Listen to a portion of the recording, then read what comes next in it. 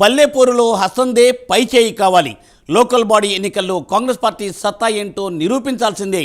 తెలంగాణ రాష్ట్రంలో జరిగే ఏ ఎన్నికల్లోనైనా మనం విజయం సాధించాల్సిందే.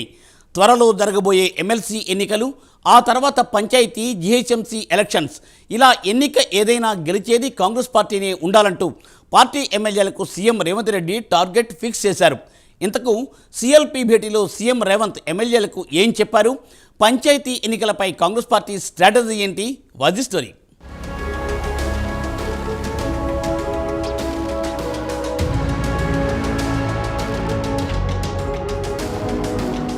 తెలంగాణలో మరోసారి రాజకీయాలు హీటెక్కబోతున్నాయి. రాష్ట్రంలో ఒకదాని తర్వాత మరొకటి అన్నట్లుగా వరుసగా ఎన్నికలు రాబోతున్నాయి.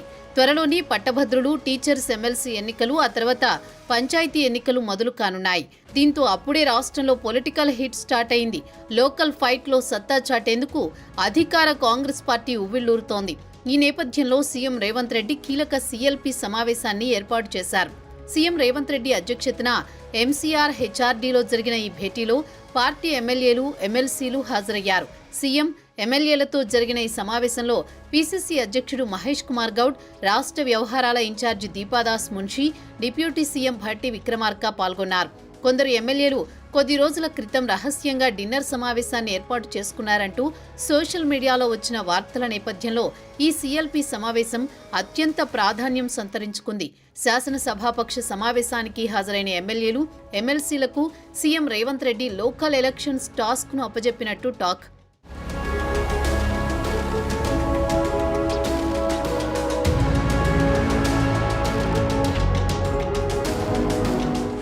అసెంబ్లీ ఎన్నికల్లో తిరుగులేని మెజారిటీతో అధికారాన్ని కైవసం చేసుకున్న కాంగ్రెస్ పార్టీ ఇప్పుడు లోకల్ బాడీ ఎలక్షన్స్లో కూడా సత్తా చాటాలన్న పట్టుదలతో ఉంది. స్థానిక సంస్థల ఎన్నికలే మన ముందున్న అతిపెద్ద టాస్క్ అని సీఎం రేవంత్ రెడ్డి పార్టీ ఎమ్మెల్యేలు, ఎమ్మెల్సీలకు సూచించారు. స్థానిక ఎన్నికల్లో కూడా గెలిచి కాంగ్రెస్ పార్టీ సత్తా ఏంటో నిరూపించాలని నేతలకు దిశానిర్దేశం చేశారు. కాంగ్రెస్ పార్టీకి స్థానికంగా కూడా బలమైన క్యాడర్ ఉందని, దాన్ని పంచాయతీ ఎన్నికల్లో గెలిచి చూపించాలన్నారు. పంచాయతీ ఎన్నికలే ఇప్పుడు మీ ముందున్న అసలైన టార్గెట్ అని ఎమ్మెల్యేలకు తేల్చి చెప్పారట ముఖ్యమంత్రి రేవంత్ రెడ్డి. ఎలాగైనా స్థానిక ఎన్నికలను కైవసం చేసుకుని తెలంగాణలో కాంగ్రెస్ పార్టీకి తిరుగు లేదనేది నిరూపించాలని దిశానిర్దేశం చేశారు. లోకల్, స్టేట్ అన్నింటా కాంగ్రెస్ పార్టీదే గెలుపు అన్నట్టుగా ముందుకు దూసుకుపోవాలని ఎమ్మెల్యేలు, ఎమ్మెల్సీలకు కీలక సూచనలు చేశారు.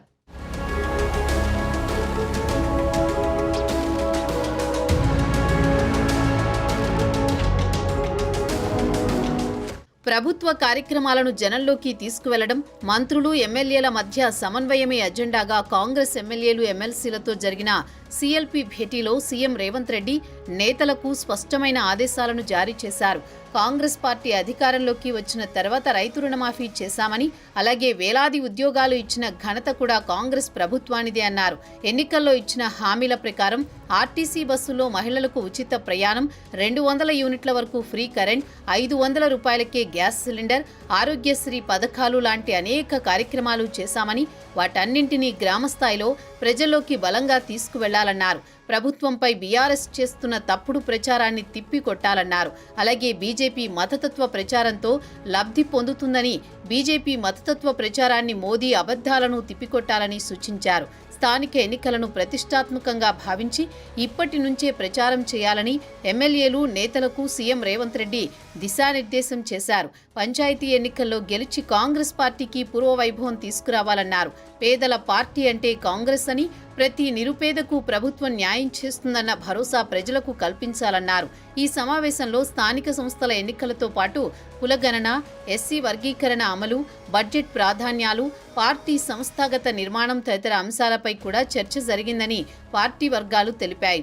ఎస్సీ వర్గీకరణ అమలు, స్థానిక సంస్థల్లో 42% సీట్లు ఇస్తామనే హామీపై ఎలా ముందుకు వెళ్లాలనే అంశంపై సీఎం సహా పార్టీ పెద్దలు దిశానిర్దేశం చేసినట్టు సమాచారం.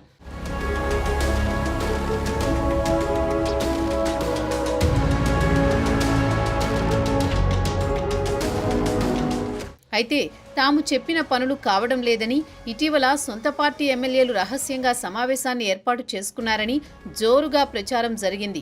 ప్రజా సమస్యల పరిష్కారానికి చర్యలు తీసుకోలేని పరిస్థితుల్లో ఉన్నామని నేతలు ఆందోళన వ్యక్తం చేసినట్లు సోషల్ మీడియాలో వార్తలు వచ్చాయి. అయితే దీనిపై సీఎల్పీ భేటీలో ఎమ్మెల్యేల వ్యవహార శైలిని సీఎం రేవంత్ రెడ్డితో పాటు కొందరు మంత్రులు తప్పుపట్టినట్లు తెలుస్తోంది. 4 గోడల మధ్య పరిష్కరించుకోవాల్సిన సమస్యలు బహిర్గతం కావడం, మీడియాలో రావడం వల్ల పార్టీకి నష్టం జరిగే అవకాశం ఉందన్నారు. ఇలాంటి పరిణామాలు మరోసారి జరగరాదని, పార్టీలో అందరూ ఏకతాటిపై వచ్చి పనిచేయాలని దిశానిర్దేశం చేశారు. జిల్లాల వారీగా ఎమ్మెల్యేలు, ఇన్ఛార్జి మంత్రులతో మాట్లాడి సమన్వయం పెరిగేలా సీఎం రేవంత్ రెడ్డి దిశానిర్దేశం చేశారని పార్టీ వర్గాలు తెలిపాయి.